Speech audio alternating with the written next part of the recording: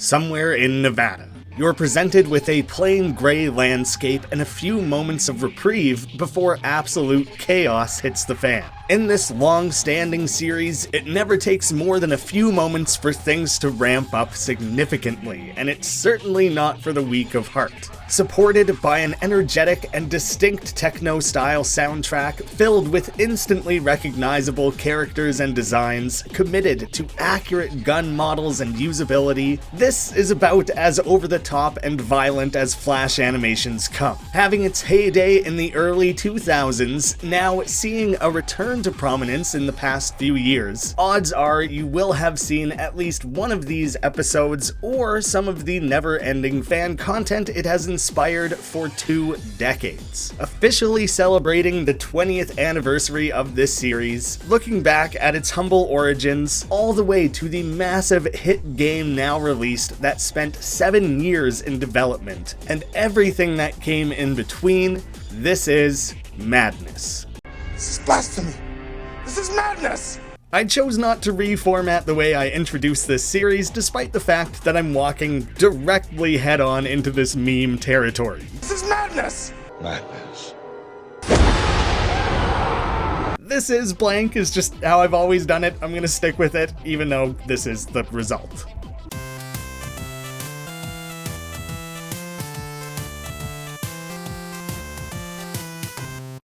How's it going, guys? My name's Graham and welcome to Two Left Thumbs. This is Flashlight, the series where I talk about all things Flash related. I hope you grabbed a snack, because we're about to explore every known corner of the Madness universe. A few years back, for Madness Day 2018, on my old channel, I made a version of this video in about 48 hours, and that end result was only about 11 minutes long. I've long since unlisted it, as I always felt it was rushed, knowing that I would one day remake it and give it the attention it deserves. Now, today, on the 20th anniversary of the original Madness Combat Flash animation, it feels like the perfect time to revive this video, like a zombified agent. In just the few years since that original video, we had the Madness Renaissance, starting with Friday Night Funkin' promoting all things Newgrounds, allowing the rebooted Madness Project Nexus to achieve incredible indie heights. And the funny thing is, Hank wasn't even in the official game yet.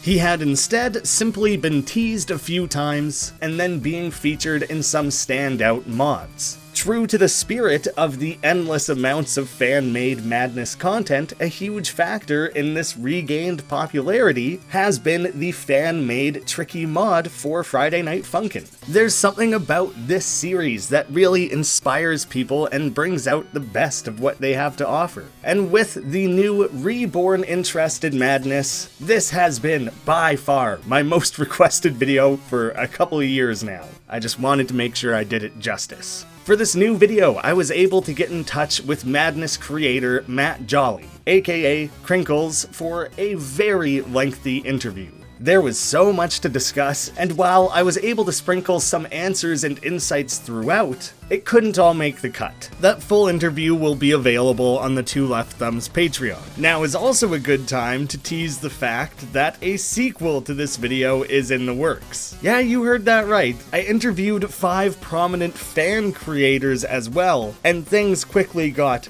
too big, too fast. So there will be an entire second video dedicated entirely to fan-made creations in the Madness universe. That video will be released this upcoming Madness Day, September 22nd. And hey, I kinda have a fun idea of how to tie in an upcoming game that Two Left Thumbs is publishing into Madness Day.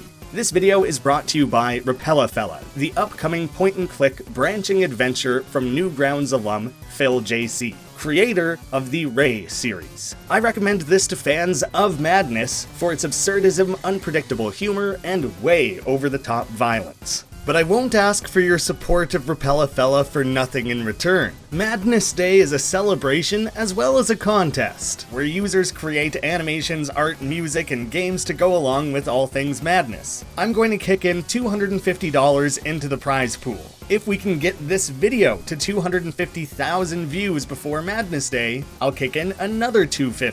And if we can get Repella up to 5,000 wish lists by then, I'll kick in an additional 500. So if we scratch off all those goals, I'll be kicking in $1,000 into that prize pool, and I'll leave it up to Krinkels how he wants to divvy that up between the different categories. So please like, comment, share the video around, and go give Repella a wish list. There will be links down below. Into the actual history of Madness.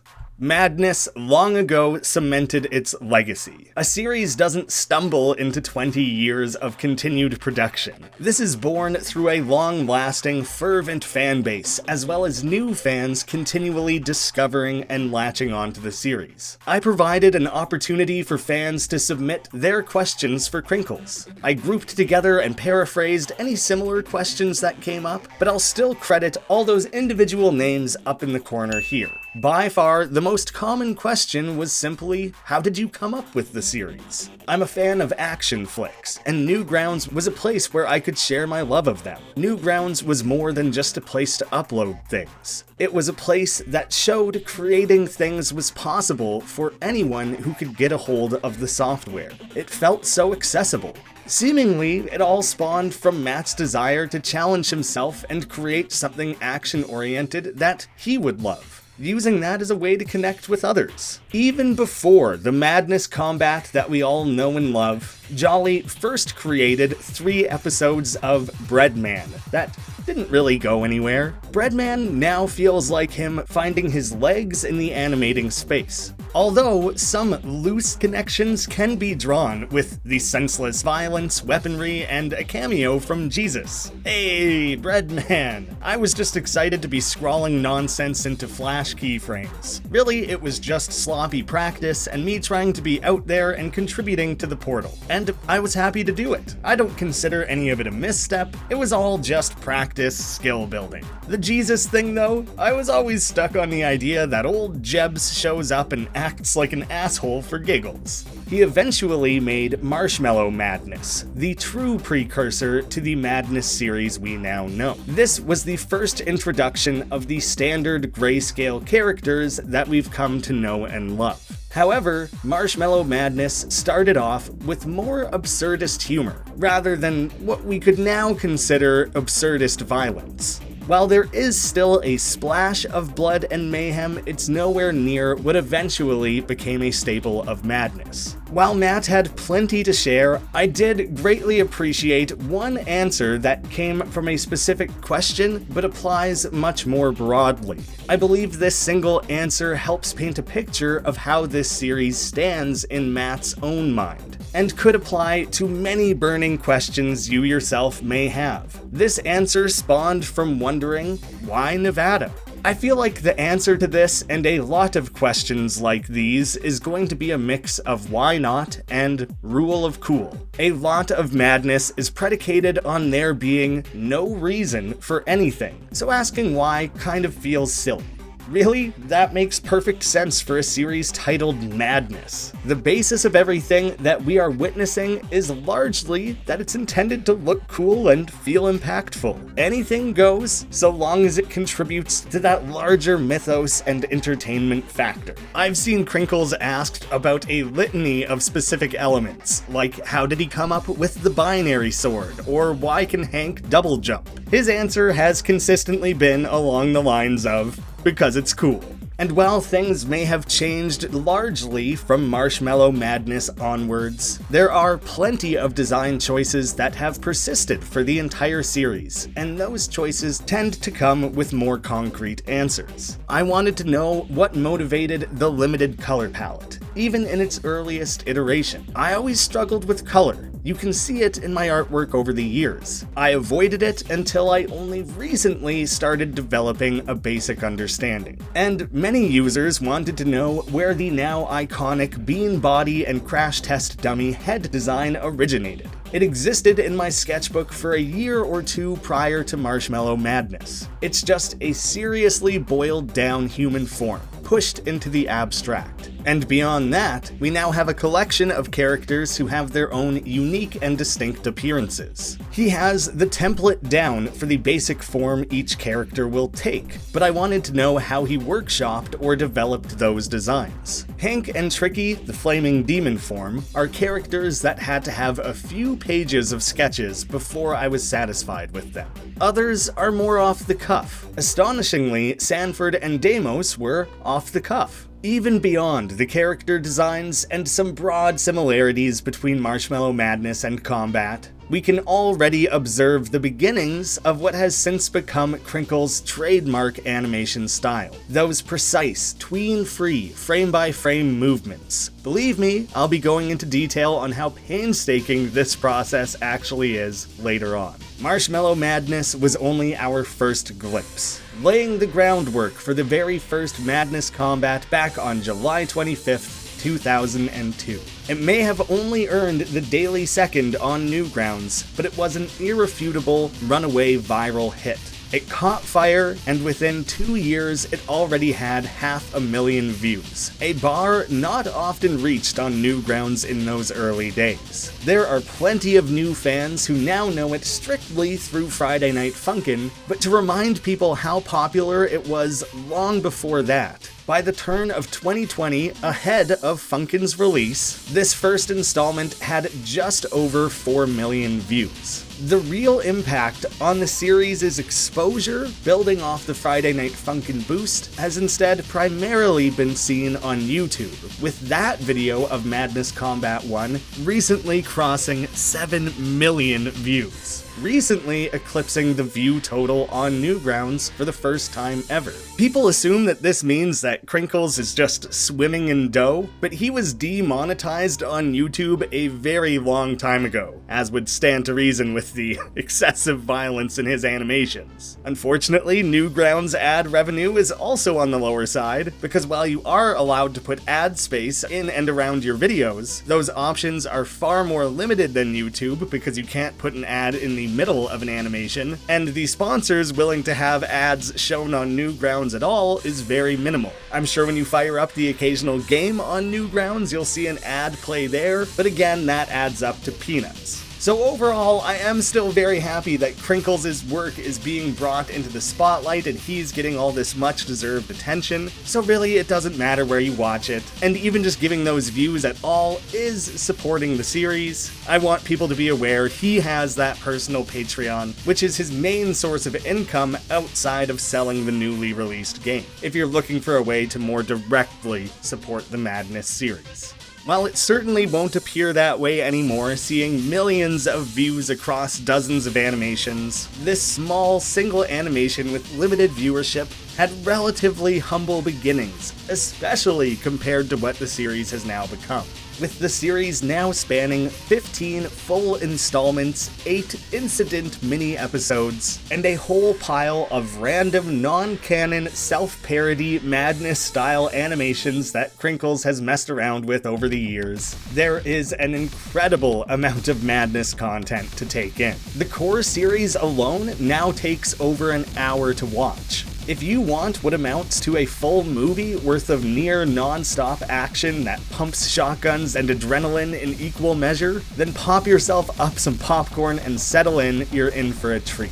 Next, you can throw on some of those side stories, a handful of games made by Krinkels and other prominent creators, building up to the massive new Project Nexus that released last fall, and strap yourself in to have all your free time occupied as you evolve into the Madness superfan you were born to be. And with all this official content, we aren't even scratching the surface. We have to include thousands of fan animations, countless fan art, creations inspired by the music of the series, and plenty of tangentially related Madness-like series that clearly had these little floaty-limbed grunts as their main inspiration.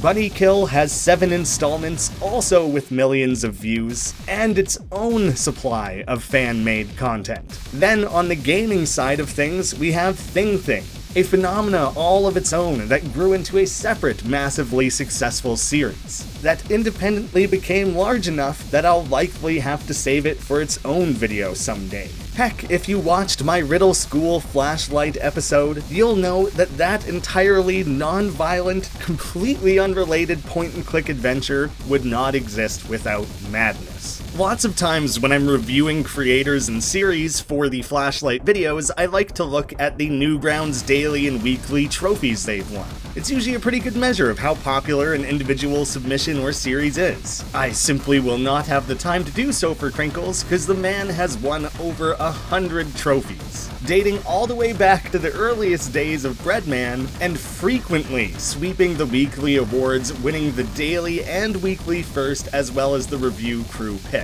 That's incredibly difficult to achieve, and Krinkels has done it 11 times. He is currently the 7th most followed account on all of Newgrounds, 3 spots above the guy who created the site, with 4 of those above him being the creators of Friday Night Funkin'. If you switch over to the portal view of Newgrounds, you can look at the 50 best submissions of all time. In recent years, this has changed pretty dramatically. Things that specifically relate to and tie into Newgrounds and its characters, lore, and creators, or paying tribute to something like Friday Night Funkin' often do very well on this chart. By my count, Krinkels makes up 19 of the top 50, 20 if you include the live-action trailer for Project Nexus, with the last 2 installments in the main Madness series ranking at number 1 and number 2. It almost doesn't matter what metric you go off of, Krinkels is one of the most popular creators on the site. It's so incredibly inspiring that this bare-bones series with minimal colors, details, plot, or settings could lead to what feels like infinite variety. Madness's legacy is such that Matt could make it forever if he so chose, endlessly ramping up that scale of power, adding in new threats, and spinning the world off in wild and unexpected directions. Yet, if he also chose to hang up the towel tomorrow, we can rest easy that that torch is being carried on, both in the immediate fan-made universe and in a deluge of fresh and new series that use the foundations of Madness to craft their own wonderful creations. I truly don't think I could ever fully express to Matt the impact his animations have had on the Flash scene, online animations at large, and almost any other creative field for eager artists to push their own limits. Although I'm sure at this point he's well aware of the influence he's had. More so than being wacky and bloody, Madness's legacy is one of passion, artistry, creativity, pushing the limits, and showing how enormously monumental a series made by a single person can truly be. That praise almost sounds like the conclusion of the video, but we're only just getting started. We can now start digging into things with more specificity. The sheer scale and longevity of the series may lead you to believe it's produced by an entire team. Yet these animations are all the brainchild of one passionate individual. Madness was first created by Krinkels while he was still in college and has remained in his creative control ever since. In all that time, the core series has been his singular vision, hand animating everything himself. As a concept, Madness is as simple as it comes. Our gray subject barrels forward through a linear cavalcade of obstacles that must be dispatched by any means necessary, and those means usually happen to be the most violent ways possible. When asked if he had an ironclad set of rules for the Madness universe, either for animating, storytelling, or any other, Matt initially shared that he did not, while later adding, "There are probably some vestigial rules I'm not thinking of because they're so ingrained I take them for granted. It's all baked in deep to the Madness formula." Now, when you discuss the formula of something, it makes it sound either like mathematics or fast food. Something bland, predictable, restricted, and doomed to repeat itself. And while Madness has a broadly formulaic approach, it has proven time and time again that any such formula simply provides the skeleton of the series. It is instead all that soft, destructible, gory blood and tissue that goes around our metaphorical skeleton person, creating a fully murderable gray chibi person that makes the series what it is and is what has allowed Madness to endure all this time. I like limitations because it defines the theater of operations. Unlimited creativity can spiral me out of control and result in a mess. Every medium has limitations, and that defines the story they're known for. It's truly astounding how Madness has managed to stand the test of time. When my friends and I were sneakily sharing Madness animations with one another in computer classes 20 years ago, never in a million years would we have guessed that it'd still be running today. But maybe we're all long past being surprised by the staying power of certain things here on the internet. As the series has progressed, the title of Madness has been further and more wholly embraced. Yet, it's always remained true to its roots. To me, as a fan, the fundamentals of the series start with the monochromatic setting, brought to life by painstaking frame-by-frame animation that usually works out to thousands of individual frames. Layer in the consistent use of the hard-hitting techno stylings of Sean Hodges, aka Cheshyre, pounding out the tempo for our protagonist to grind out their mission to, smashing through legions of goons and otherworldly threats. There is rarely even dialogue to provide exposition, dictate the story, or communicate character motives. I am a bad writer. You can probably glean as much from this interview that I am better off showing rather than telling. Krinkels is too hard on himself. I think if that were true, we wouldn't have a fraction of the characters, storylines, or larger pieces of the Madness universe that we do now. One could argue storytelling and writing ought to be separated out, but I would instead point to the BoJack Horseman episode Fish Out of Water and the Buffy the Vampire Slayer episode Hush, two nearly entirely silent episodes of television. The former was nominated for an award from the Writers Guild of America, while the latter was nominated for an Emmy for Best Writing. Keeping a series dialogue-free isn't a sign of bad writing. As long as we have something to follow along with and it remains engaging, then that can be considered good writing. And when done well, silently presented pieces are often viewed at the highest levels as being a pure form of writing, honoring that age-old filmmaking tradition of show, don't tell. One amazing thing, because of the simplicity of the concept of Madness, it's never really gotten stale. It honestly should have by now.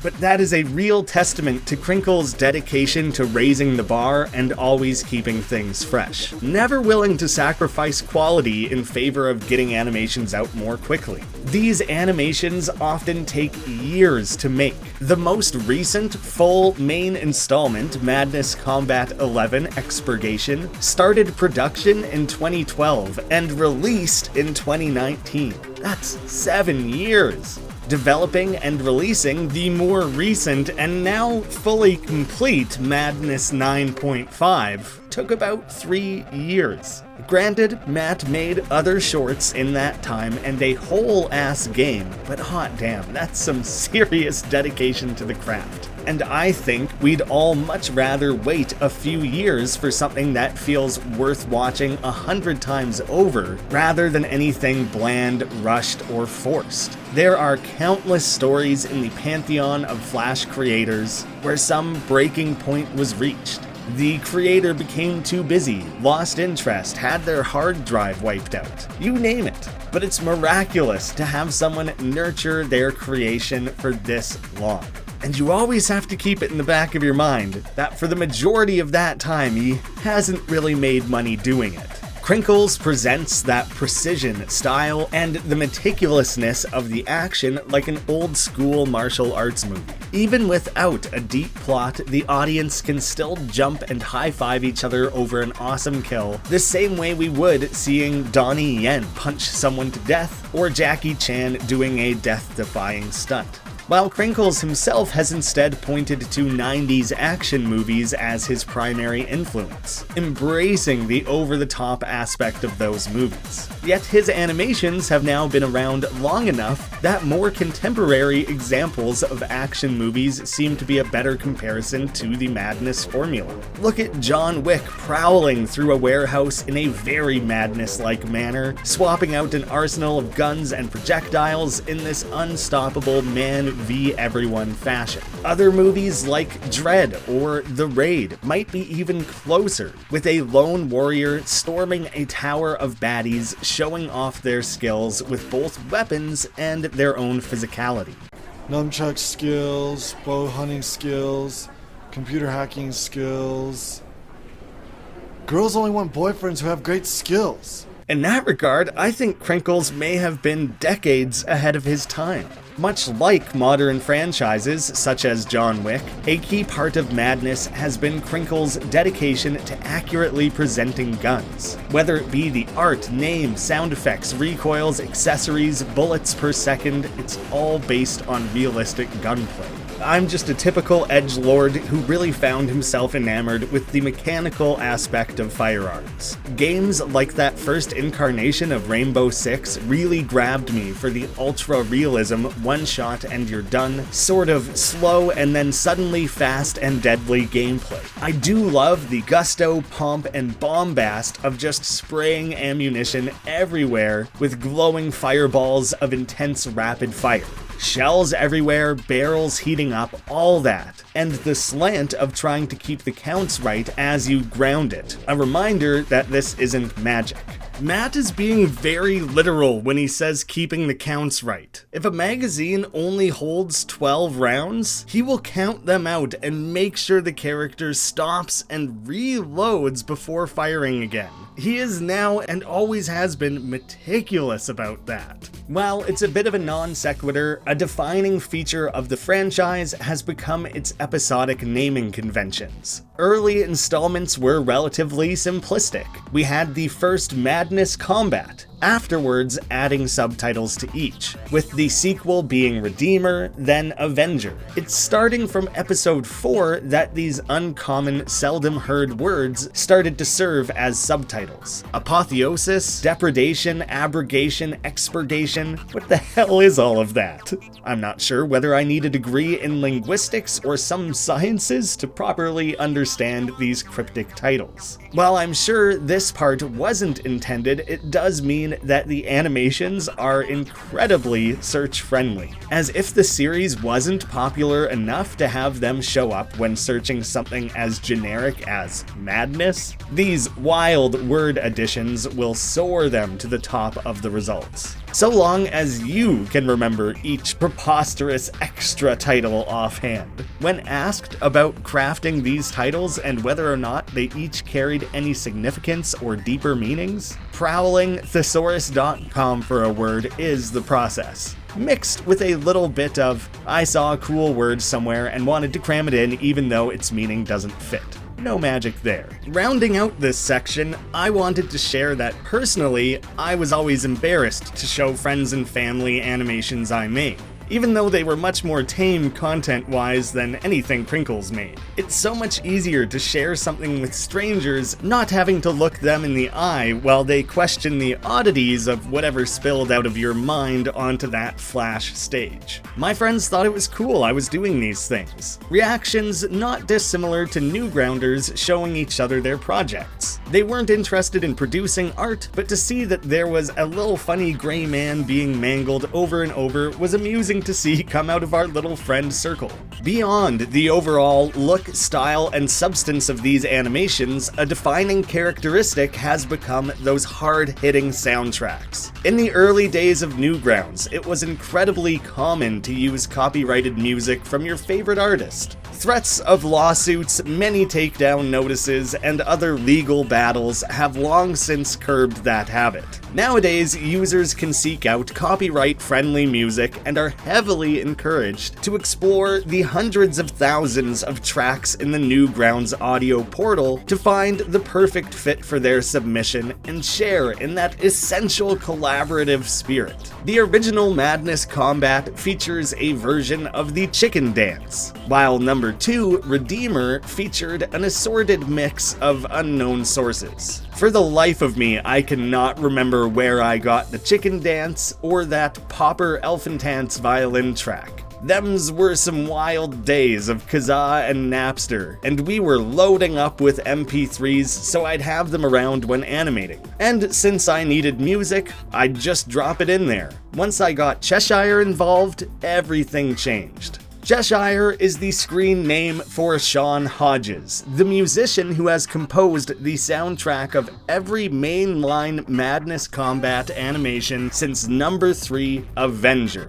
He's also contributed significantly to the numerous side animations, both versions of the Madness Project Nexus game, and various other non-official fan-made content. Madness is deep in Cheshyre's DNA. Also, something I had to ask and assume you might want to know, Cheshyre is the confirmed intended pronunciation from Sean himself. Sean was kind enough to also agree to an interview. That will be available in full over on my Patreon, fully accessible to the public, in case anyone wants to review the helpful lists of softwares and plugins that Cheshyre uses, as well as a wild list of musical influences that include a wide range of artists and genres, spanning the likes of Trent Reznor, Danny Elfman, Daft Punk Propagandhi, the Dillinger Escape Plan, Tenacious D, and dozens more. I love when an artist is open to taking inspiration from such a wide range of styles and genres. There are elements of a lot of different genres in my music. Too many to designate one of them as the dominant genre. It's frustrating because I never know how search engines inside streaming services are going to reclassify my music, if that even happens. I could be worried about nothing. I would say that the closest genre in my mind is mid to late 90s trance, GOA trance, trip hop, breakbeats, jungle-ish, drum and bass, hardcore, grunge, industrial. But then you add 20 years of new genres popping up, and there's some hard bass, dubstep, folktronic, to name a few. And it could be that my understanding of genres is wrong, and there is a clearly identifiable genre that my music belongs in. If that's the case, then one would think that there would be some mention of it after 2 decades, but I digress. My community and I lovingly refer to it as Cheshcore, and will probably continue to do so until we find the right home for it.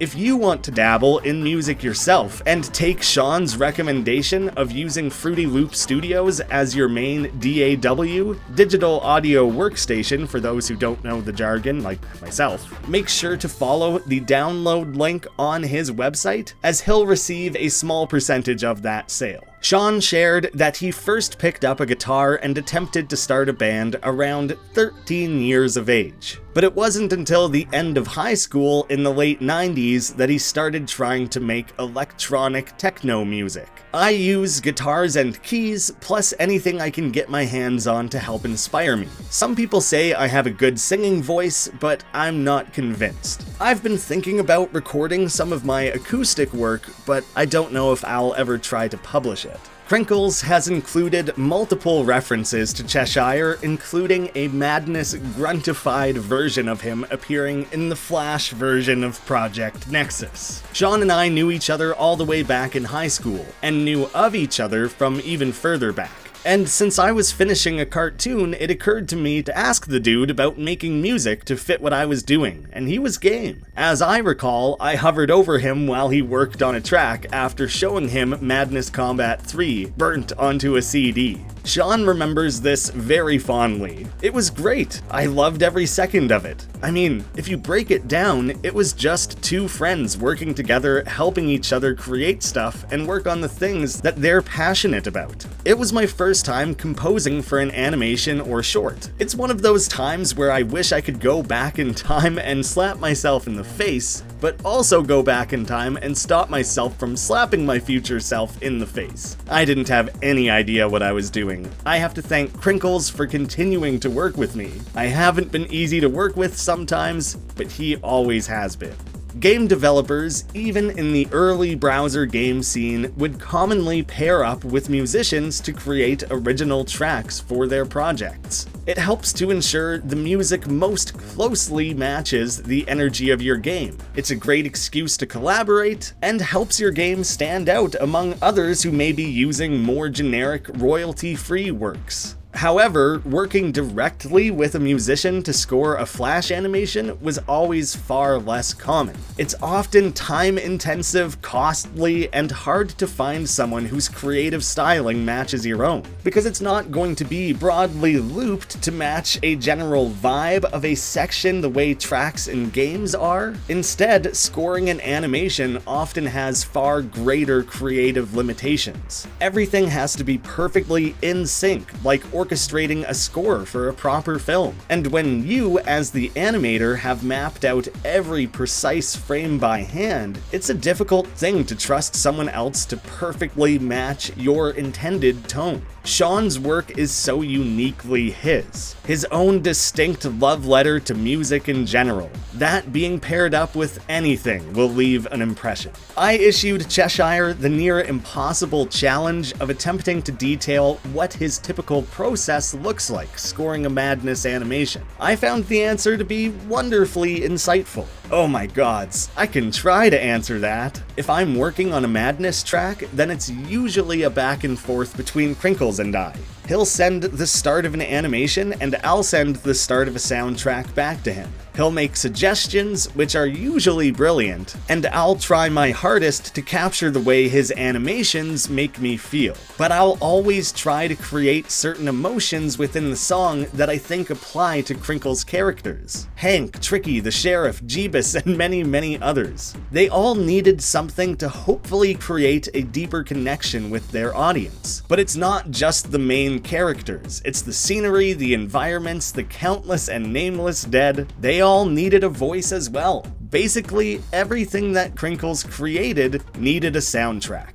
Everything. So while the music is obviously composed to fit the scene, the unmistakable flavor is coming 100% from Sean himself. With the unique blending of animation and music assaulting our eyes and ears with every bang of a bass drum or revolver, this match made in heaven appears to be somewhat of a cosmic coincidence. Two guys who happened to know each other pouring out their individual influences into this dynamite cocktail. There are dozens of musicians who could have composed music for Madness, but I don't think there's anyone else who could have tapped into it the way Sean has. I really hope that people can hear what's in my heart and connect with it. I hope that people always remember that they're not alone. Just pop in a cassette and listen to the best friends you've never met give you the advice you need to hear at that moment. It may sound way too grandiose and even absurd for a series like Madness to think that these little characters can have intense human emotions and watch them either get killed or murder hundreds of their fellow Madonians? I mean, how many generations has Hank murdered in his single lifetime? I believe that those emotions are needed in order to care about any of this, so that's what I do, or try really hard to do. Watching these over the years, I've assumed that the off-kilter pacing of the movement and action, while visually distinct and exciting for the viewer, would create difficulties for a composer who's trying to pace the soundtrack accordingly. It's a very good thing Matt excels at giving direction and helping guide things toward what appears to be a crystal clear vision in his mind's eye. Or rather, his mind's ear? Sean expressed that this process is challenging each and every time, but a couple examples still stand out. If I had to pick one, it would be Madness Combat 9. It's a tie between 9 and 11, actually. both of those soundtracks, along with Madness Combat 9.5 Part 2 for that matter, were like waging war.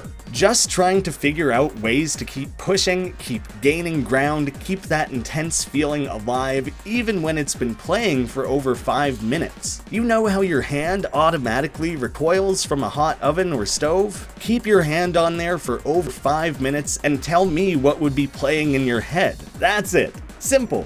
Madness Combat 9 came before the others though. It was the first song that hurt me. Preparing for this video was the first time I had watched all these animations back to back like one giant movie. And while the music has always stood out, it's pretty hard to ignore when it goes that hard, this was the first time I truly appreciated how much Sean's style has changed over the years. It's evolved and grown so much, encompassing a much wider range of sounds and feelings. I would go so far as to say the music in the now complete 9.5 is some of the freshest, most unexpected, and overall impressive yet. There's a restraint shown that allows things to breathe, and the big sequences stand out more boldly than ever before while never letting up for a second. I like to think that my style has become more solid. I like to think that my mixing has gotten cleaner and that my mastering has actually created more power without boosting the decibels to an ear-bursting, song-ruining level. I like to think that my chord structure and progression has gotten more clever and pronounced whilst still leaving room for all those little additions in the background. It took me a very long time to learn that music is in 4 dimensions, possibly 5, because it can be a direct line into the heart of someone. 2 people that haven't met and probably never will can be connected through one song for a lifetime. Melodies can lift us up or slam us down, depending on what we prefer. I hope that I've gotten better at communicating this through music. I think a large part of what has made Sean and Matt such a perfect pairing beyond their understanding and appreciation of each other's craft is that they're both always bringing the best they have to offer, contributing these inseparable key elements to the series. Krinkels ensures every moment is cool as hell, encouraging the viewer to rewind and rewatch over and over, while Cheshyre adds a layer of depth that rewards those rewatches and helps us connect with these generic gray beings. Together, they create that wow factor that keeps you engaged for hours on end. I have never worked with someone who is more understanding, more focused, or someone who has more of a work ethic than Matt. When he provides feedback, he is using language that communicates the best and most direct path to convey what he wants. I mean, sometimes he'll express the need for more bass or the need for more of that sinister kind of menacing feel, but he'll always provide me with examples of what he's shooting for. He'll send concept art, YouTube videos, music that really connects to his vision, and I never feel like I'm letting him down. Even when he is surprised by my musical interpretations, he's kind in his compliments and in his course corrections. Matt is one of those people where you can just look at them and know that they are extremely rare. Other times, more so after Madness Combat 10 I think, he has given me a wide area of creative exploration. One of the things he said to me that really sticks with me was, "You may send music sometimes that isn't what I wanted, but it is somehow better." He's just a professional through and through, no distractions, no deviations, no excuses, only madness. I was so thrilled to hear the thoughts of someone so instrumental, pardon the pun, to the Madness experience, gaining a new perspective and appreciation for what really goes into these projects. Same as the last 2 Madness days, Sean is releasing a collaborative free album on September 22nd. This will be Somewhere in Nevada 3, SIN for short. Keep an eye out for that, alongside all the great new games and animations that will be coming our way on Madness Day as well. He has various other collaborations in the work that are listed fully in that interview on my Patreon, which I will link in the description, as well as social links where Cheshyre provides updates on his own work, and his Patreon if you want to support him directly. If you're ever in need of some hard-hitting, surprising action driven by a one-of-a-kind custom soundtrack to bang your head to, you can watch any episode of Madness in any order, and you can still get that satisfaction of those crazy kills, showy moments, and Cheshire's distinct adrenaline-driving tunes. But if you really want to commit to the fandom,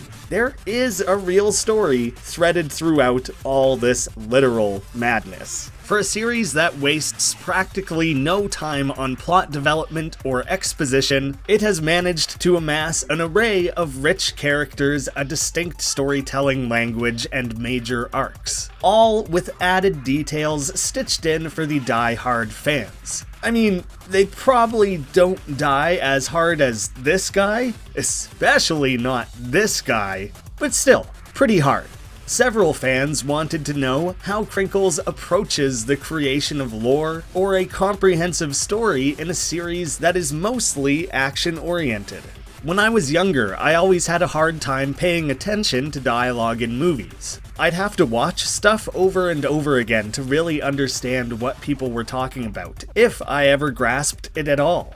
I struggled with understanding the appeal of it, and when I did like it, I had no idea what made it good or even why I enjoyed it. I've certainly worked on that since, but when I was 25, all I really cared to see was action movies. And I felt capable of articulating why I enjoyed them, what elements made them fun to watch, etc. I really just approach it by setting out to make stuff I want to see and trust my love for the genre to carry me.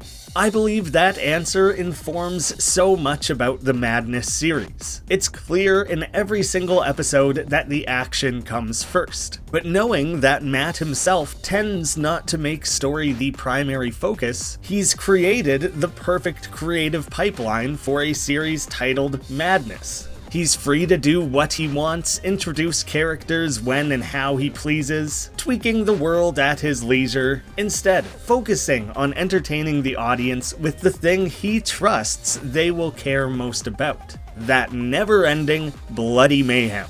Things slowly expanded at first from that generic formula of gray dudes killing other gray dudes, with the only real definable characters being this emergent protagonist, for lack of a better word, someone known only as the Sheriff, and Jesus? Sure, why not?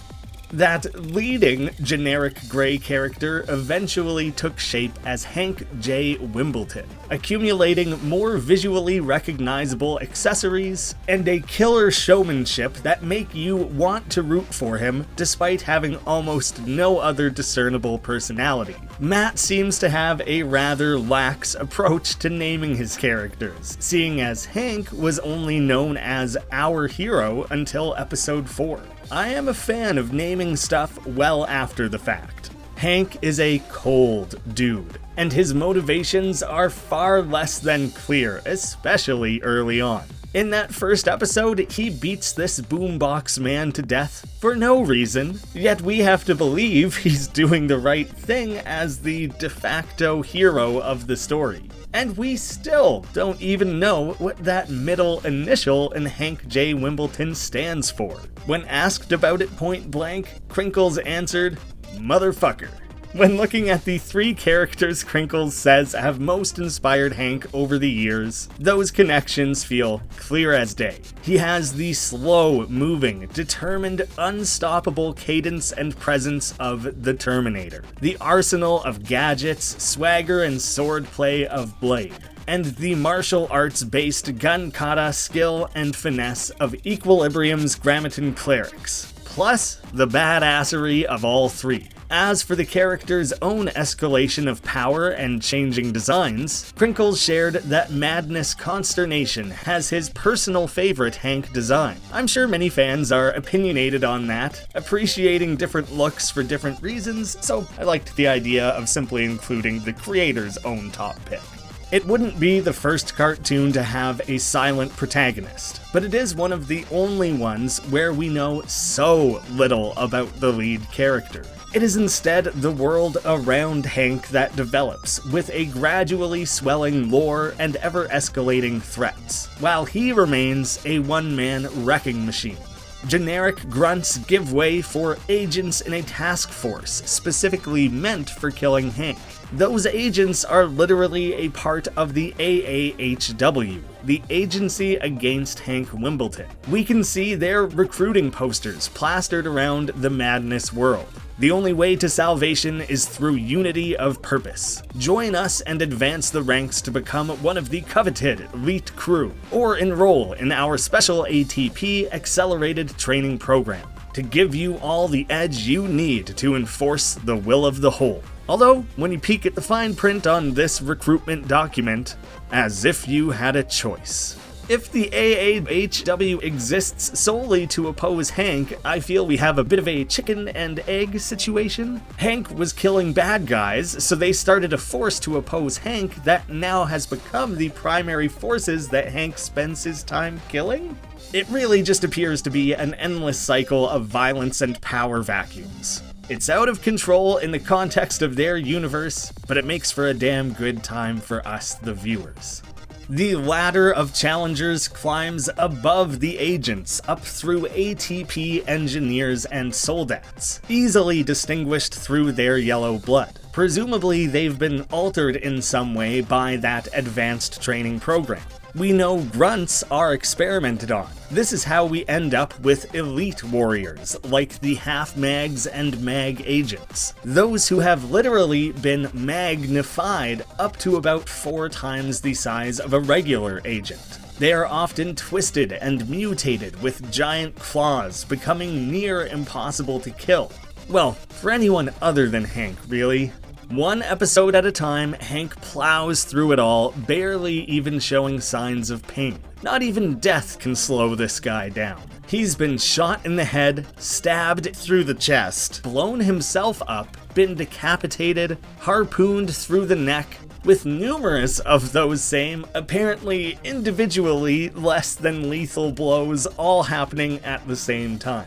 At one point, Matt was asked what it would take to permanently kill off Hank. And it was one of only a few questions that I put in front of Krinkels that he chose to leave completely blank. And to me, that's a far more compelling approach to that question, rather than tipping his hand and attempting to answer it even in a roundabout fashion. Instead, we get to have that remaining cloaked in mystery. As a side note on the topic of characters, Krinkels was asked if he had a personal favorite, and to this he insisted, "Aw, you guys, I can't play faves." He did, however, imply that perhaps he holds a subconscious affinity for Sanford, seeing as he's the only main character who hasn't died at any point. On top of the increasingly complex ranks of enemy types for our, hero? Yeah, I think he's a hero. Just look at the gratuitous way he killed all those goons. That's pretty heroic, right? Anyways, on top of mowing down these enemies, we have the rising power and tiers of antagonists for Hank to work his way towards and eventually face off against. These include the Sheriff, Tricky the Clown, and most recently, the Auditor. It reminds me of something like Dragon Ball Z, the way these animations can be grouped into separate sagas based around those villain arcs, then occasionally crossing over to raise the stakes. Without completely spoiling the events of Madness Project Nexus, as it's less accessible than the animations, so I'd rather the conversation here stay focused on the free content and encouraging people long-term to maybe pick up a copy for themselves. It's been revealed that this hierarchy of powers goes even further than the Auditor. Dwayne Johnson would be so proud. The hierarchy of power in the Madness! universe is about to change. So you can rest assured that there will be plenty more villains, stories, and arcs to come. While we're on the topic of the Auditor, again avoiding spoilers, Krinkels shared some behind the scenes on coming up with that name. It's a cool word that doesn't mean something that cool, and that stuff sticks with me. They're accountants. Boo! The fact that Auditor sort of not really, maybe tangentially relates to someone in a position where they have to keep peace/order is an afterthought, like much of the Madness plot. Throughout, there has been a growing cast of side characters who come and go from fighting alongside or against Hank, regularly popping in and out of the story. Jesus, aka Jeebus, aka Jebediah Christoph, depending on how blasphemous you're feeling, has a recurring role. He storms these strongholds with a savior complex, thinking he is purging the wicked, seeing their murders as divine and just. He sees it as a necessary evil, executing enemies quickly and efficiently, rather than with the brutality shown by Hank. When asked if Krinkels included a gun-toting Christ to make a statement or purposely cause offense, nah, he's just a pacifist and that's amusing to me. Like, haha, look, it's Jesus. It was edgy nonsense that wound up getting carved into his own character with an arc.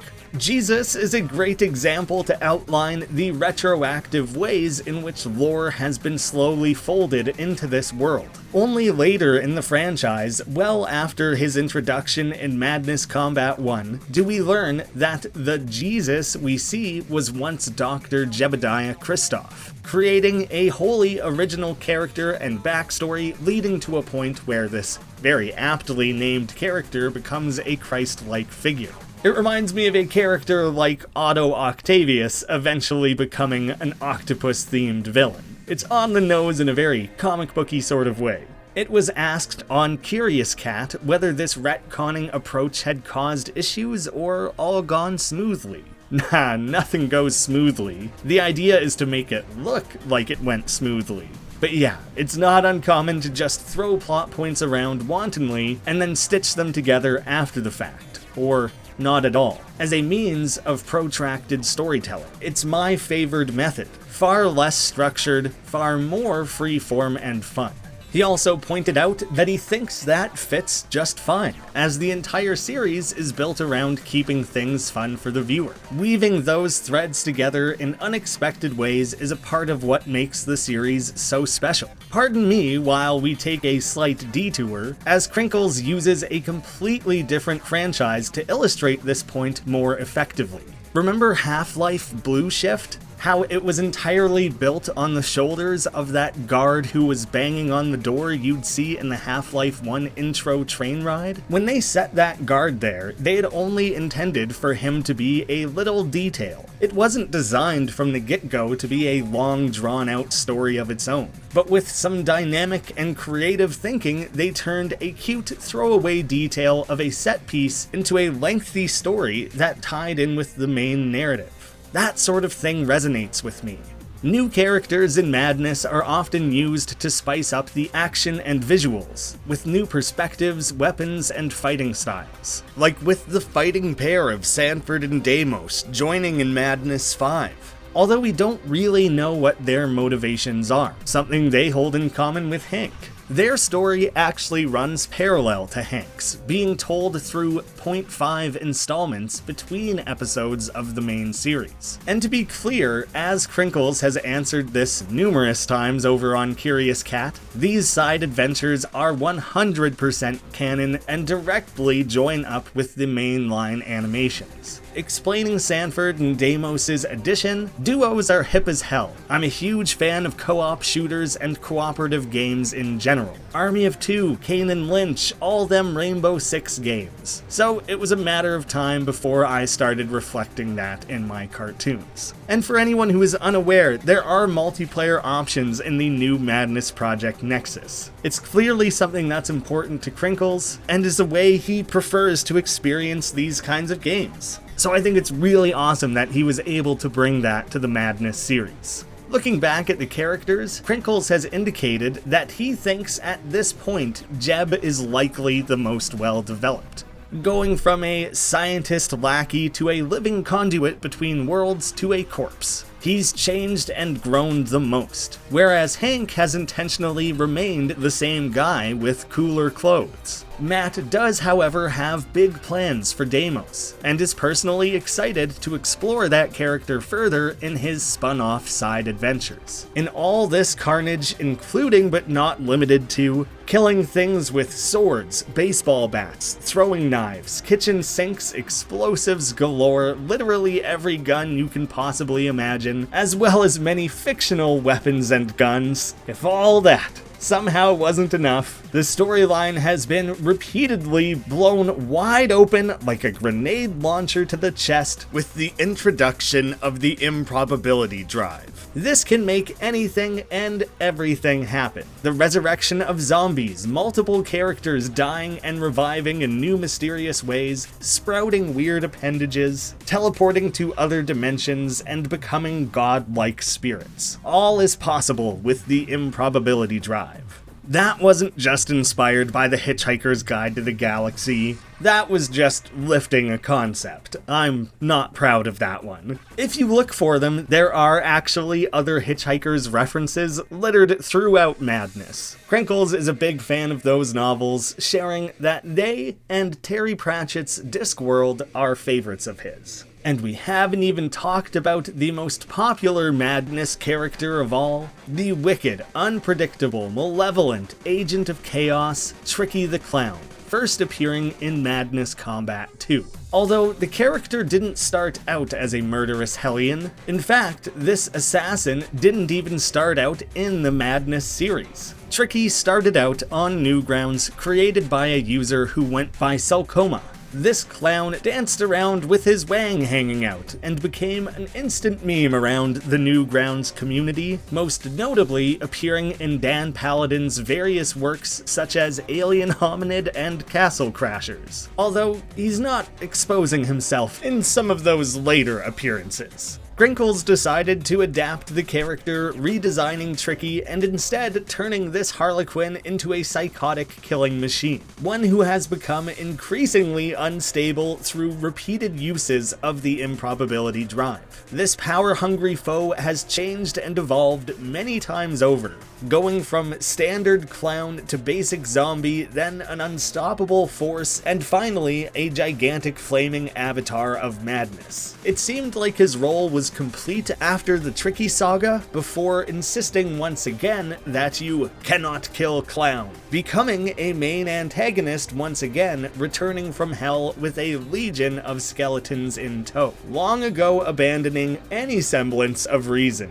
with no one left to rein in his diabolical machinations. His loyalties dissolved when his sanity was scattered to the dissonant ethers. He can't be blamed for this, no more than you can be blamed for being strewn to the infinite cosmos when entropy finally catches up to us. A standout design, reality-warping presence, and Looney Tunes-level antics have all led to Tricky's popularity. Plus, he's a slammin' DJ. Answering more questions on Curious Cat, Matt gave his own perspective on how he applies lore to Madness. There's just enough story to keep things moving along. Some manner of storytelling via moving the setting around is good to keep things from going stale. That and having deep lore for anyone who cares to read it is enriching, especially if it's out of the way, so that people who couldn't care less aren't forced to endure it. With a come-what-may approach, it begs the question, how does Krinkels map out the broader strokes of the story? How far ahead are things planned? Does he know if or when he'll bring back specific characters, or what everyone's eventual fates will be? I've got vague ideas of who I want back, who I want introduced. For example, I wanted the Retainer for a while and found an in with the 9.5 series. The whole of 9.5, both parts, were planned from the get-go because I knew where it started, what needed to happen, and how it ends. Because the ending already happened, but a little how needs to be described visually. Krinkels shared that he finds filling in these details to be a large part of the fun for himself. I frequently feel like I'm on the journey with the viewer, and we're sort of on a strange D&D campaign where I'm DMing and watching at the same time. Only more recently, through the much more heavily fleshed out plot of Madness Project Nexus, are we being presented with full concepts and explanations for some of the infinite weirdness seen in this universe. When working on the original Flash version of Project Nexus, Krinkels teamed up with Flash superstar Michael Swain, known himself for animating the Blockhead and Mastermind series. He also programmed many games, including a Madness fan game of his own, before connecting with Krinkels directly. Oh man, having Swain on board, a guy who knows his way around storytelling, I've learned a tremendous amount from working with him.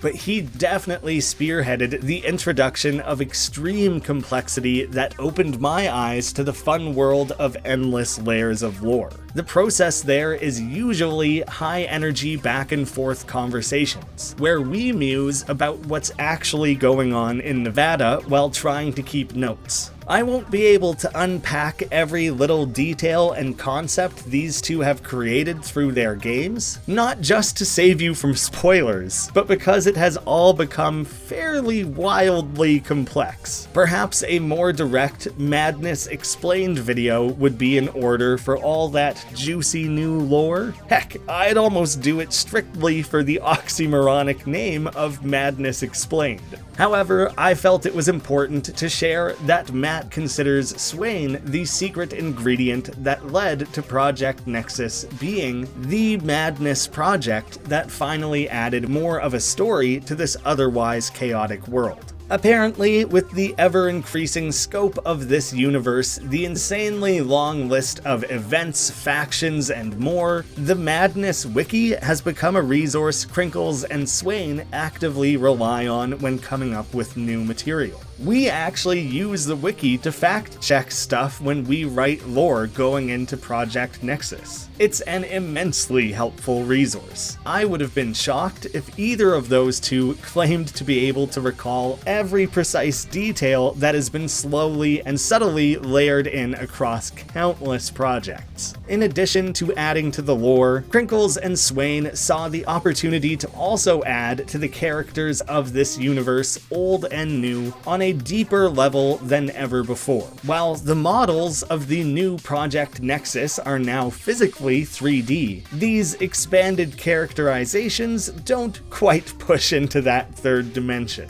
Instead, simply finding room for splashes of personality on otherwise blank canvases. We cover a bit of what makes these protagonists tick. I mean, not a lot, but their personalities get to shine through the format. We went ahead and implemented dialogue, and in doing so, we're trying to handle it carefully so it isn't too jarring from the experience and player expectation. Sanford and Deimos are very different animals from Hank, to a point where we can expect them to disagree. Should be heaps of fun.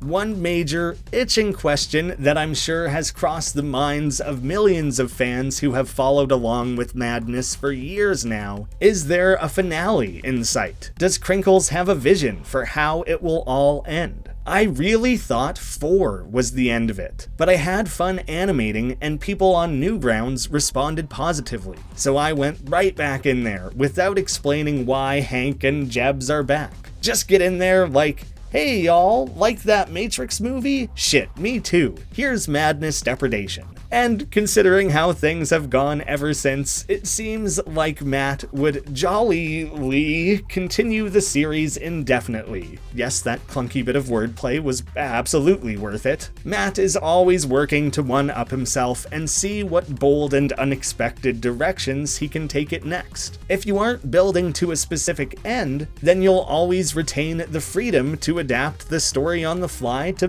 best suit your current interests. And I don't mean to speak for Matt here, but it seems like he values that free-form storytelling more than trying to give things some grand conclusion. Although who knows, he could get there someday.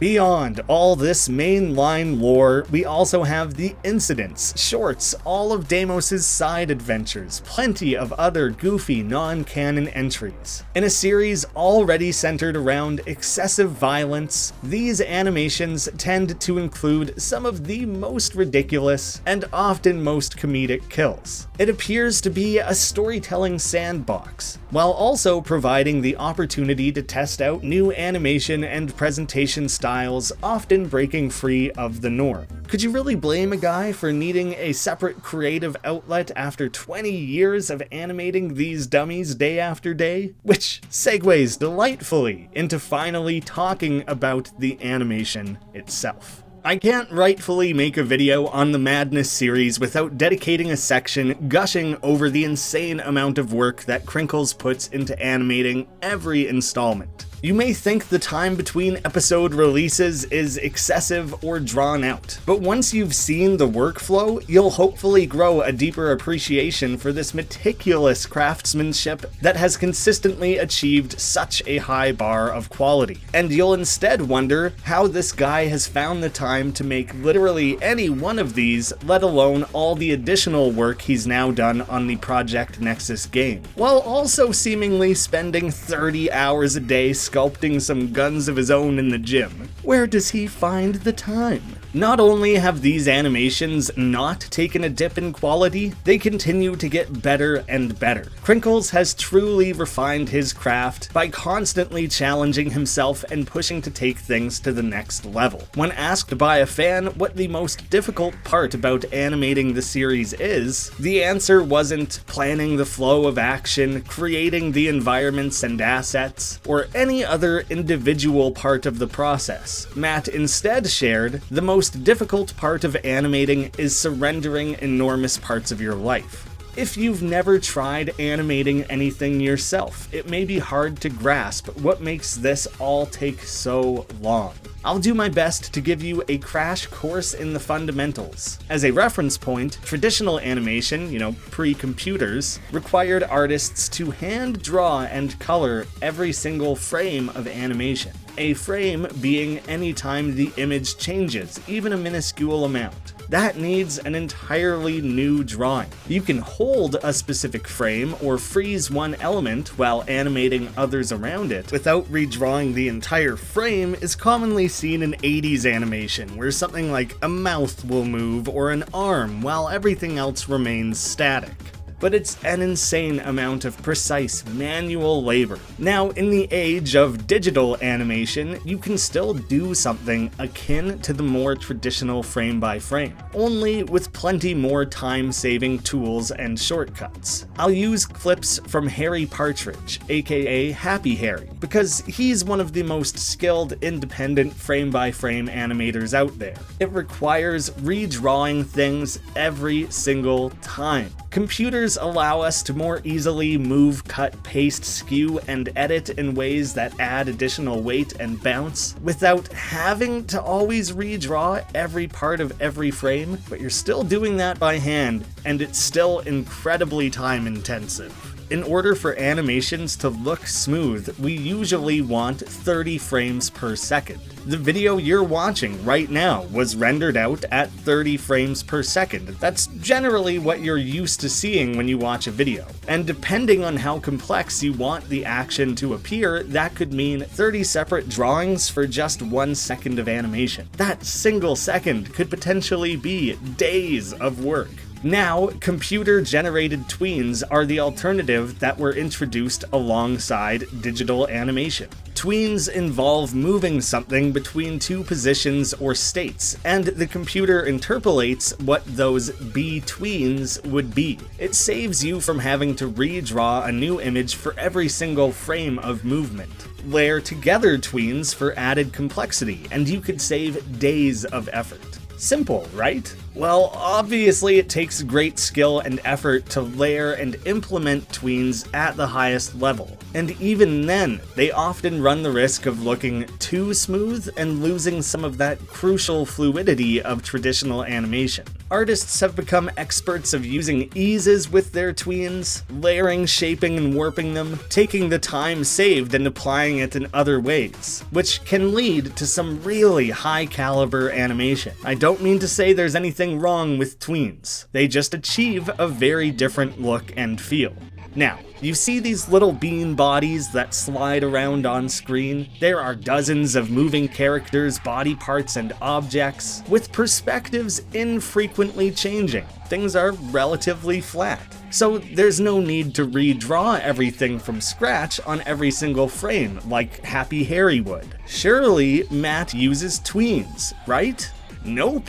As if my build up to that wasn't feeling rather obvious, he manually places every single frame across dozens, if not hundreds of layers for tens of thousands of frames of animation. One tiny micro movement at a time, he is moving, rotating, skewing, and tweaking this all by hand. They can take anywhere from a few months to several years, depending on how complicated they are or how much time a week I'm able to put into it. These days, I'm comfortably able to put about 20 plus hours a week into animating, which clips the work along pretty quick. You may think this frame-by-frame approach seems wasteful, but it is a part of the secret sauce that gives Madness that distinct feel. Think of South Park. When they switched to digital, they made certain the animation style matched the original cardboard cutouts as much as possible. The creators are very particular about how things look and move on that show, and maintained that stylistic cardboard commitment when making the digital leap.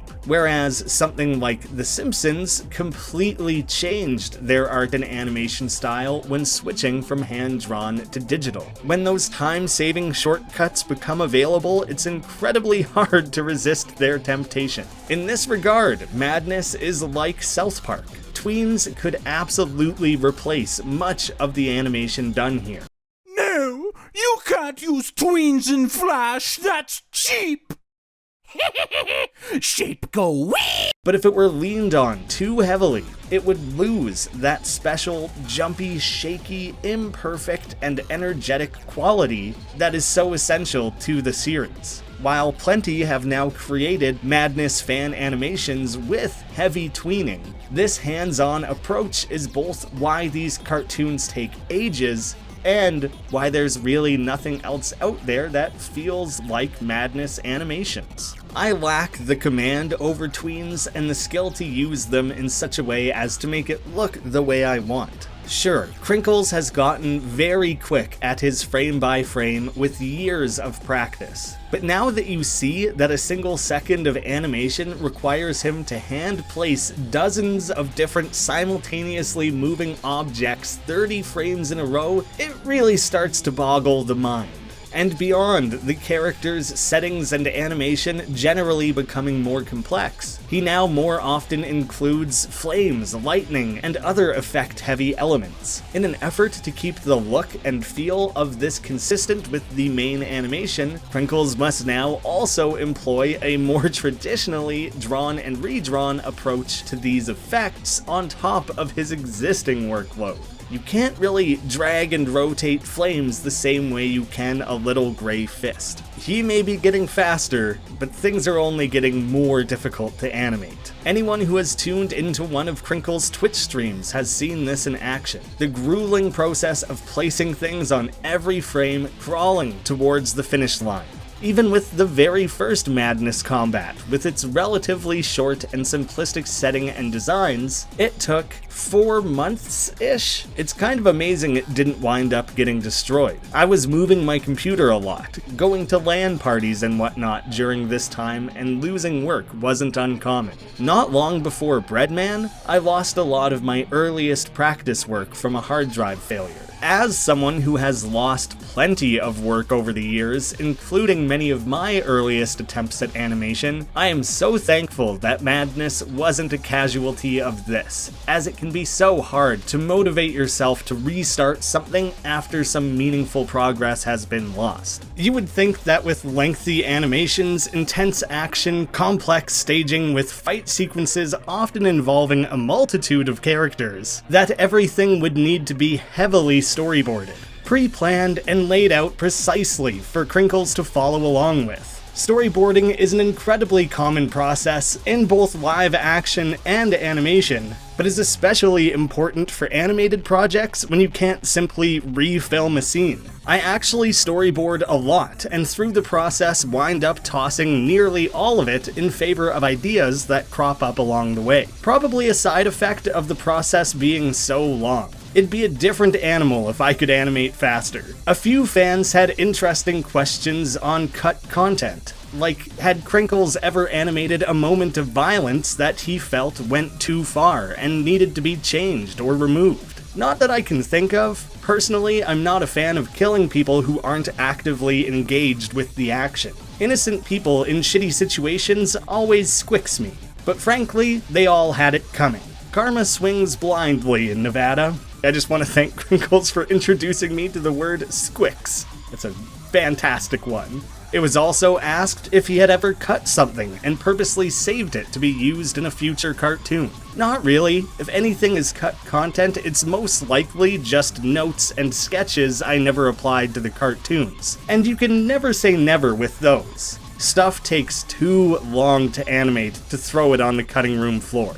It's been frequently asked for Krinkels to create a tutorial of sorts on how to nail that precise look and feel of his madness style. The fans are better at this than I am at this point. There is nothing I could possibly teach them that they have not already learned themselves. I understand Krinkels not feeling he could share how he does it precisely, as so much of it is about feel, and every animator usually finds their own tricks and preferences in the process. But if you're looking to get into animation and want to start with madness, feeling you're in need of a little more direction than that, I'd recommend getting involved in some of the fan communities. Hanging around Newgrounds is a good starting point, but there are also Discord servers dedicated to madness combat. But above all else, the best thing you can do is practice. Watch official and fan-made animations, scrub through them frame by frame, review old streams of Krinkels animating himself. See if you can recreate that feel, while also seeking out opportunities to put your own spin on it. If you need some software recommendations, Krinkels himself now uses Adobe Animate, but acknowledges that the product has been going downhill. He won't readily recommend it, with Flash CS3 being the version he used the longest, regretfully having to make the leap to the newer product. Toon Boom Animate is another great place to go looking, and hopefully through free trials and other alternatives, you'll be able to start playing around with it right away. Building off the idea of Krinkels' own improving work, as well as the endless contributions from fans, Matt has been asked many times if he would ever revisit and remake some of those earliest installments, usually pointing to Madness Combat 1 through 4. The fans have done a better job of that than I could hope to. Another commonly asked question from eager fans hungry for more madness is whether Krinkels has ever considered working with other animators to help with the series. Yes, a lot, but I can't afford their time, and taking labor for free irks me. Going beyond his Flash roots, Matt actually learned 3D modeling and animation specifically for the full version of Project Nexus. Seeing the quality of models and animations, I never would have guessed that he didn't have prior experience with that style and medium. This is, in actuality, the result of many things being made and remade over the course of production, but the final product really speaks for itself. Oh man, when Swain and I started toying with the idea of making a game in 3D, I was there in the Blender tutorials trying my damnedest to get myself into the realm of serviceability. I made so many mistakes being an autodidact with 3D. Hate to dwell on the past, but damn, if I could only impress onto a younger me the better practices of using Blender. It was overwhelming, especially coming from a relatively simple program like Flash. Pulling from a few Curious Cat responses on the transition to 3D, Krinkels shared that he had a lot of difficulty translating the character designs from 2D to 3D. His inexperience didn't help, but there is a unique challenge in reproducing such simple designs without making them look unpolished, geometric, or boring when adding that extra dimension. There's no room to hide when we can see every possible shape from every angle. Having gone through it himself, he did recommend any 2D artist should dabble in 3D, as it's given him a much better grasp on both form and lighting, an improved eye that he's already been applying to his latest Madness animations. With all this new 3D animating experience, some have wondered whether he plans to create 3D animations in the future. I thought about it, but I need to mess around in the medium a lot more before I develop the confidence and technique for such a thing. Spare time, too. I'd hate to burn down months where I could have been making Flash animations, but instead just have a bunch of screwed up 3D work to show for it. Time will tell. While the full release of Project Nexus makes use of Krinkels' new 3D prowess, it is actually the latest in a lineup of official Madness games, with all previous creations instead being made in Flash, primarily adhering to the traditional series art style, often using assets directly from his animations to add to that authenticity. And now that we've laid out an extensive base on how Krinkels built his animated world up through to the present day, we need to now take a step back to the beginning and look at how he started out in the world of Flash game development. I'll watch any new Madness content for a short escape, as well as that one-of-a-kind nostalgia meets current joy that it brings me to know a Flash series has been going strong for 20 years. But my main consumption of the series has always come from putting dozens of hours into Madness games. If you need a reminder of just how popular this series is, all 3 official Madness games rank in the all-time most played games on all of Newgrounds. So naturally, I wanted to know what Krinkels found most difficult about translating the Madness series into an interactive medium.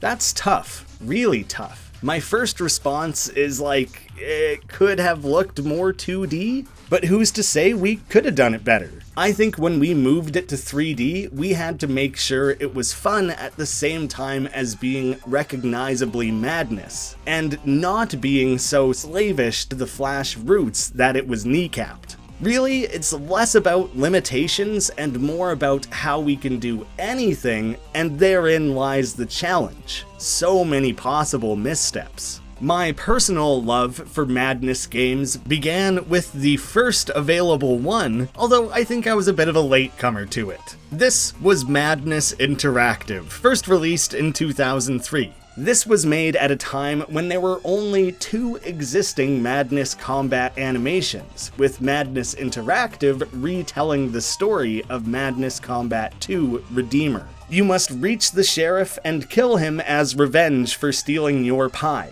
Krinkels made this with the then 17-year-old Max Abernathy, aka Flecko, a user who has very few other credits to his account, and who hasn't really been a part of Newgrounds in a little over a decade. The Flash scene was pretty wild that way. Someone could make one of the most played games on Newgrounds in one of the most well-loved franchises when they were a teenager, then scarcely be heard from again. To this day, throwing knives into the heads of dudes in Madness Interactive might be the most fun I've ever had in a Flash game. That literally never gets old. While playing through the story is already a lot of fun, it was always the experiment mode that kept me coming back. This is a sandbox of everything the game has to offer. Test out every weapon, spawn in enemies, toggle invulnerability, hacking, and shooting your way through this game makes you really feel like Batman. I mean, feel like you're acting out a Madness animation. Madness Interactive was actually the first project in his online endeavors that Krinkels was paid for. I received a portion of ad revenue for Madness Interactive. That was from Adam Films? It should have been an indication that I'd be better suited to game development and art, but I kept studying comp sci in college. It's quite funny to go back and realize how limited the collection of guns and weapons truly is. Relative to where the series is at now, at least, this was an abundance compared to other Flash games at the time. It felt like there were hundreds of options, which is now true of the newer Madness games, but Madness Interactive only offered about 20 guns, 6 melee weapons, and additional items like a jetpack and suicide bomb. It may seem relatively small now, but that's a pretty awesome level of variety for the first ever Madness game based on just those 2 animations. The game also offers several challenge modes, ranging from being swarmed by Matrix Smith-like agents, fighting against Jesus and zombies with a shotgun as he continually revives enemies, a stationary knife throwing contest, or jetpacking around to avoid and destroy lasers. Each of which is a lot of fun and encourages you to refine various skills needed in the main game. Plus, performing well can earn you cheat codes to further break apart the game. Out of the 10 cheats available, the funniest ones to me are Arnold, named after Schwarzenegger, giving you stronger punches, Gump after Forrest Gump, allowing you to run faster, and Willis, which grants invincibility, named for the Bruce Willis movie Unbreakable. Honestly, where do you go from there? Sure, with each new Madness animation, there would be new characters, weapons, settings, and more that could then be retold through a similar game, but despite its success, Krinkels stuck to his usual oversized guns and strove to outdo himself and limit the amount of ground he was retreading. Years later, in 2009, at a time when there were now 9 main animations and various shorts and spin-offs, Krinkels personally took part in the 3rd annual Madness Day, participating via a supergroup with Tom Fulp, the creator of Newgrounds, as a programmer, and Mind Chamber as the lead artist, with Krinkels providing additional art to together create Madness Accelerant. 1 year prior to Madness Accelerant, in 2008, Mind Chamber made what is likely still my own all-time favorite Madness fan animation, With My Mind's Madness, which, tying things back into the music, originally released with non-copyright friendly music and had to be updated years later. It's just kind of a perfect example of what I'm talking about there. Also in 2008, Tom and Mind Chamber created their non-canon fan game Madness Regent. I can't talk about every non-Krinkels Madness game at length, as that'd take a lifetime, but Regent is top tier, and deserves an extra little shout out for including a marshmallow just ahead of the final battle as an awesome little throwback to the original Marshmallow Madness animation. While Regent was Tom and Mind Chamber's own original creation featuring Madness characters, they teamed back up for a spiritual successor, which would be that official Accelerant, following the Madness Interactive strategy of recreating a specific episode, this time allowing you to play through the events of Madness Combat 7 Consternation, running away from Demon Tricky trying to kill him and the Mag Agent Torture along the way. Completing the game unlocks an aptly named Madness mode that ups the ante, replacing the agents with ATP engineers. There is less content in the game overall, meaning less weapons, modes, and no challenges, but I think that can be forgiven with the obvious amount of effort that was put into making this game look unique with crazy layers of polish that make it play oh so smoothly. That's the power of the Tom Fulp and Mind Chamber duo at work.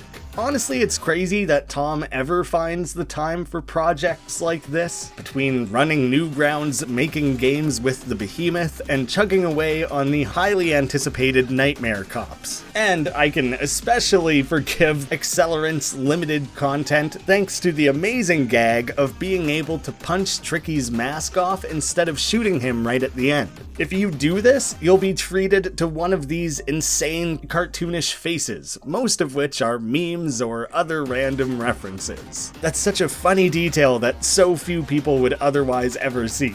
Much like Regent before, we had another stepping stone project that would lead into our next official Madness game. This game in the form of Madness Ambulation, made for the 5th Madness Day in 2011. With the Swain programming and lovable Newgrounds mainstay Lewis providing art. These two switched things up and made a false 3D style car chase game, with Sanford and Deimos riding out to save Hank. The main goal, achievement-wise, is to survive for 10 waves, but the game is actually endless. 6 months after this, Swain and Lewis had worked directly with Krinkels to release the original Madness Project Nexus Classic. It turns out this isn't when Matt and Swain first met. I met the Swain at Comic-Con 2006, if I recall correctly. It was a Newgrounds meetup, and we hit it off pretty good right away. Had a lot of similar interests that we wound up turning into conversation online afterwards, which led to us trying a few anim collabs that never went anywhere, which in turn led us to working on Madness Project Nexus. Following Ambulation and joining Krinkels, Swain, and Lewis, Cheshyre returned to provide music, and Rebel666 joined as a director. She has since remained the head of marketing for Madness, while providing other series direction. This was it. Project Nexus was the ultimate Madness experience, a true culmination of everything that had come before. It's now 10 years old, but is still an incredibly complex, robust experience light years beyond what felt possible for a Flash game. Swain shared that the goal was to place the player directly in the action of an episode, acting out those fight-for-your-life moments that made the series so popular, immersing you in a living cartoon. The player works their way through various encounters, each with a small description leading into those events, occasionally switching up the characters you get to play as. Hank, Sanford, and Deimos are working to destroy the Nexus Project and Nexus Training Program. This is all overseen by a new antagonist, Director Phobos. But it was the mini-bosses, like the MAG agents along the way, that always gave me the most trouble. Goddamn, these things are hard to take down. How does Hank make it look so easy?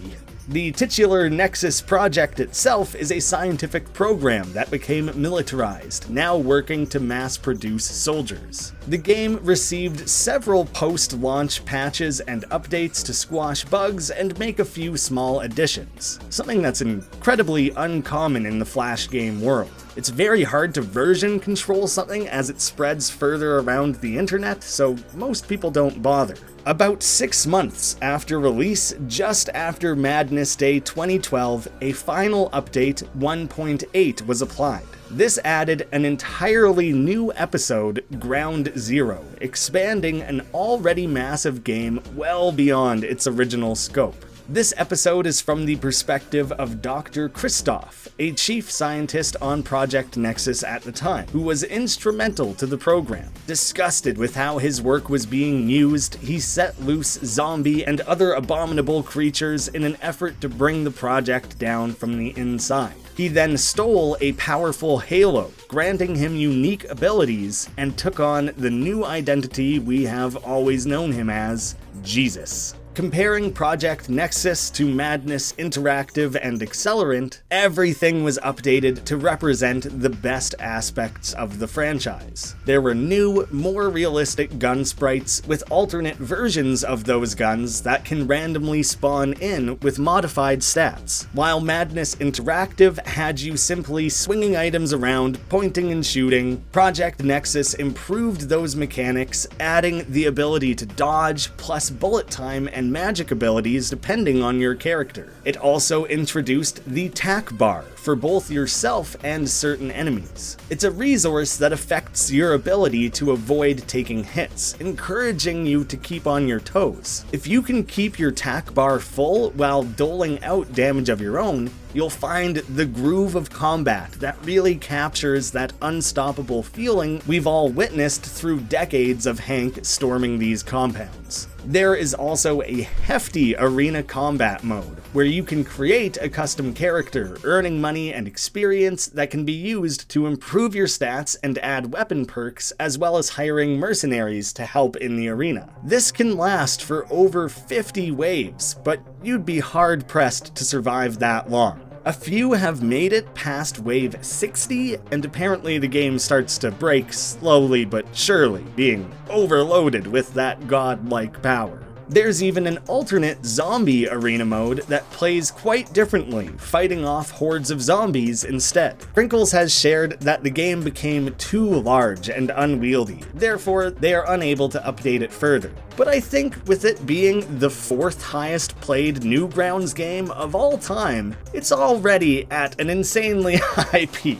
It's sitting at about 22 million plays, just above the likes of Alien Hominid, one of the most popular Flash games of all time that had an additional 10 years to accumulate views. As a total aside, Alien Hominid is also turning 20 years old next week. I wish I had time to do a video on that to coincide with its own anniversary, but it's kinda just wild to think that we're at a point where these highly influential games and series are having their 20th anniversaries on a near daily basis. It's a really fun time to be over on Newgrounds, reveling in and revisiting these old classics, while brand new things with that potential are being released on a daily basis. With it becoming increasingly common to compile and release Flash games on Steam to have a more reliable way to continue playing those games, I was curious if this team had considered that with Project Nexus Classic.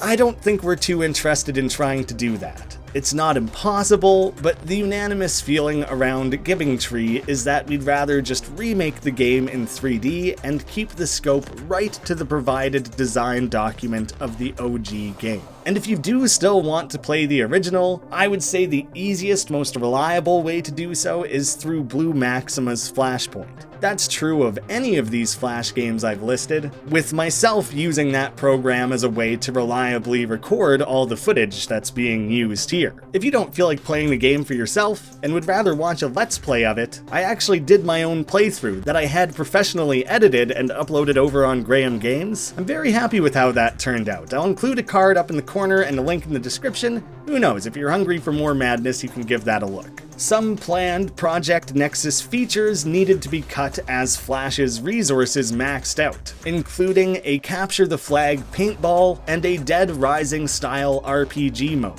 Things like dual wielding, grappling, and executions would have allowed for greater fighting variety. They had laid out a legendary skill tree and more. Many of these ideas were set aside to be repurposed and integrated into the eventual sequel, which leads us nicely into that latest game, the first ever full, paid, official release for Madness. Originally titled Project Nexus 2, the sequel has since adopted the original title of simply Madness Project Nexus, hence why Classic now exists as a subtitle on the Flash version. Krinkels, Swain, Cheshyre, and new dubstep musician Lochnar made up Team Madness, although that title was eventually changed as well to The Giving Tree, which I think is one of the best studio names I've ever heard. This new game launched a Kickstarter project in August 2014, asking for $56,000 and raising $64,000. I'm so happy to be able to make a revised version of this video for many reasons, but one of which being that this game has now officially been released and we can look at how far it's come. For the new Project Nexus, that progressive run and gun meets beat 'em up gameplay from the Flash Classic remains in place, clearing rooms in the most brutal ways possible. Krinkels shared that the team's main inspiration was the arcade classic Smash TV, as well as side-scrolling beat 'em ups like Final Fight. Maybe a splash of Metal Gear Rising? That, and we wanted it to be more complex and organic with the hub sectors in the main campaign.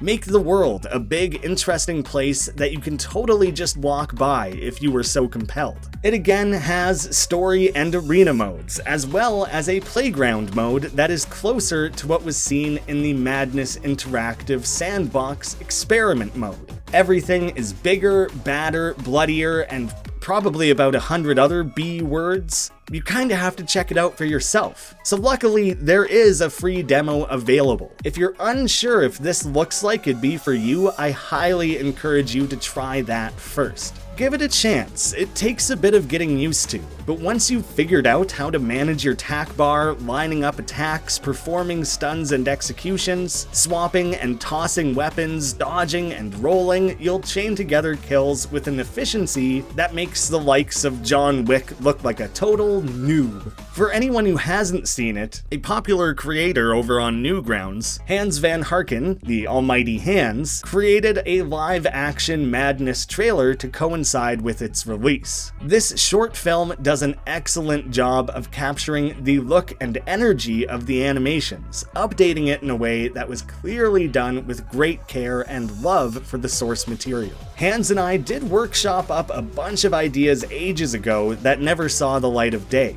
But when he got Skell Studios going and we needed a trailer, that was our in to work together properly. Skell Studios is just him and his buddy Chase. Real primo dudes, them. Skell Studios' work, in my mind, is criminally underrated. They have a series of original shorts titled Mutt and Chops in this wild and uniquely comedic post-apocalyptic setting. The aesthetic, directing, and artistry of it all is fantastic. I'll be sure to drop a link in the description to their YouTube channel if you want to check out more of their work. There were many delays on Project Nexus, with a 2021 release coming nearly 6 years later than they originally anticipated. I told Matt that I didn't intend to point fingers, but wanted to know if any specific bottleneck or feature creep could be attributed to those lengthy delays. Point fingers. I can be held accountable. There's a lot of aspects that slowed down development, and I think one of the prominent things was that there was a good amount of redoing things. We'd make progress, and either I learned how to model better, or we got some harebrained idea to make the game bigger. Arena mode was supposed to be like the Flash version, just a room with endless ways. But then it expanded into the lore-dense secondary campaign you know it to be now. The learned how to model better thing is real. I got sober at the start of the game's development, and while I was making plenty of progress in 3D, the clarity started making the artwork really shine, comparing it to before, I mean. The game is so much heavier than just an engine with gameplay on it. Various chase scenes, intricate boss fights, multiple main characters, the hub system for the city sectors, we wanted there to be a lot in this game. Through a dedication to their craft, desire to make the game the best it could be, continually refining and updating as they went, it seems to have been well worth the wait. The game has nearly 9,000 reviews on Steam, landing in the coveted, overwhelmingly positive placement. While Madness fans will likely get the most out of it, I think it could honestly be fun for anybody. It is a supremely polished game that plays like a dream. Pick up a couple friends to play in some local multiplayer, and you'll be busy for a whole weekend. Same as Project Nexus Classic, this new game has several things that needed to be cut, such as zombie survival and AAHW modes originally listed on the Kickstarter page. Old, dead ideas that would have been right at home in the game as it was in 2017. It's been years since those ideas were even conceived, and we didn't have a functioning game engine to dream with. Having gone through the development process of this game, we've developed ideas that better fit with what Madness Project Nexus has become. Much in the way the game from 2016 is barely anything compared to the 2021 variant, so too have our ideas and concepts changed. I think a great representation of this is the very fact that the game's title and studio name both changed over the development process. It's just not realistic for everything chosen so long ago, especially before the engine was complete, to remain 100% set in stone over the course of a lengthy development. We can tie it back into the way Krinkels throws out his storyboards as he's animating. Madness has always been about chasing inspiration on the fly, just one step ahead of creation, and that process has never let us down yet. Regular content updates are still being made to the full Project Nexus, giving you a reason to come back over and over. Someone asked on Curious Cat, will there be an actual Project Nexus 2 when you run out of update ideas? To which Krinkels replied, laugh my fucking ass off. Imagine running out of ideas. With the amount of time and effort that was put into perfecting this engine, there is seemingly no reason to start over anytime soon. I know another Madness game isn't out of the question in the coming years, and we do it with a new engine and take a fresh angle for art direction. Seeing as the team remained dedicated to updating the free Flash version of the game for over 6 months, despite Flash collapsing around them with each new edition, the new freedom to endlessly expand this game with their own engine however they see fit must be hard to resist. Expect plenty of new things to be added in the foreseeable future, but also rest assured that we will one day see more from the Giving Tree.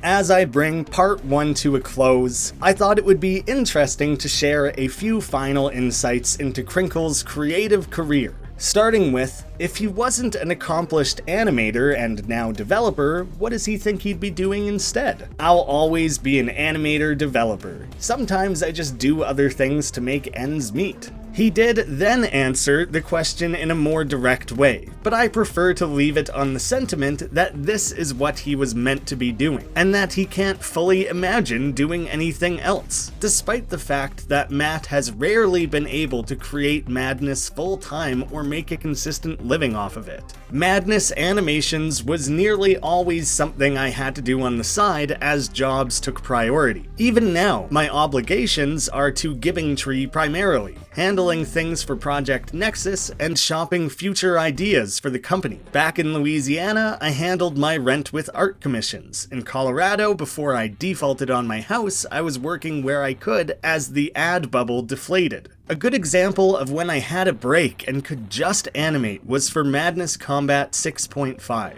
I remember getting that one done in something like 4 months because I had nothing going on whatsoever. Everything was handled so I could just sit and keyframe. Tying back to the beginning, looking at that more closely, how crazy is it that something like 6.5 took as long as the original Madness Combat? And now, with the series reaching new heights of popularity and Project Nexus seemingly selling well, there is potential for that success to continue to build. Matt shared what might be an ideal path forward if he reached a place with no financial barrier. Maybe I can pay for some help, but it's definitely given me a mountain of lore to consider when the cartoons get a little plot heavy. And what seems to excite him the most currently is a Project Nexus sequel, then reaching for the stars after that. Oh lord, how I want a sequel. To be that successful would suggest that a sequel would be prudent, and we could tell this story forever. And if money got stupid, I'd start a small animation studio to continue producing Madness cartoons under my agonizing scrutiny. Here's a good time to remind everyone, selling this new Project Nexus as well as continued fan support on Krinkels' Patreon are the 2 main revenue streams he has. So if you want to be a part of helping realize that potential, expanding Madness to the size it was always meant to be, those are the 2 best ways to support further development. Madness represents both the dream of creating something you love, dedicating your life to the craft, and always making sure the fans come first, while also just being constantly cool as hell. despite rarely making a living off the franchise, needing to juggle other jobs throughout, risking it all week after week to keep pushing forward. It's absolutely incredible that this series and its creator have endured through it all. There aren't many creators out there who are as passionate or dedicated as Matt Jolly. He deserves all the success he has found and so much more. Whether it be new, official episodes and games, cameo appearances in other big projects, or the continued never-ending streams of fan content, I look forward to whatever comes next. I'm still holding out hope for the day we see something like an official Madness TV series, or maybe Almighty Hands making a live-action movie in his style. Neither of those things are actively happening,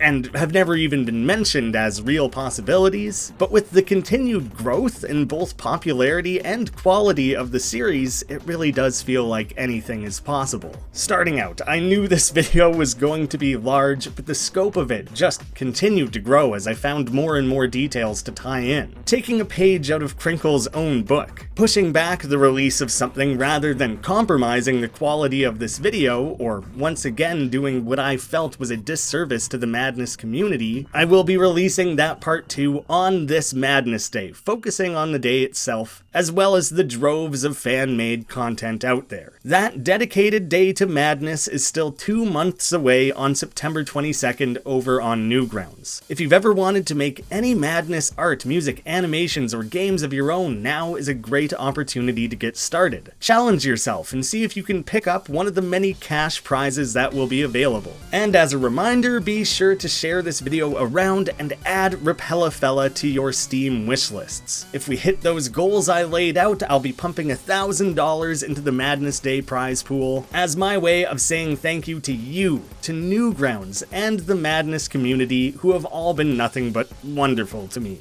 For the record, I'm not paid to promote these games. It's quite the opposite. The Two Left Thumbs publishing catalog exists through me reinvesting money I make on YouTube into talented indie devs in need of support. I've had the great fortune of working directly with creators like Phil, whose games I grew up playing in the Flash scene back in the day. This isn't some massive company promoting a mega-backed project. Two Left Thumbs Publishing is literally just me partnering up with developers I admire. So if you want to support me, this channel, and some awesome indie devs that I'm thrilled to be working with, follow the links down below and wishlist Repella on Steam. I hope a video of this scale feels like it's done justice to the Madness series. Thank you once again to Krinkels and Cheshyre for agreeing to interviews and helping me fill in some blanks. Thank you to all of you for your support. Thank you to patrons of the channel whose names are off to the side, immortalized in this massive project. And I hope to see you all again soon, specifically on Madness Day, if not sooner.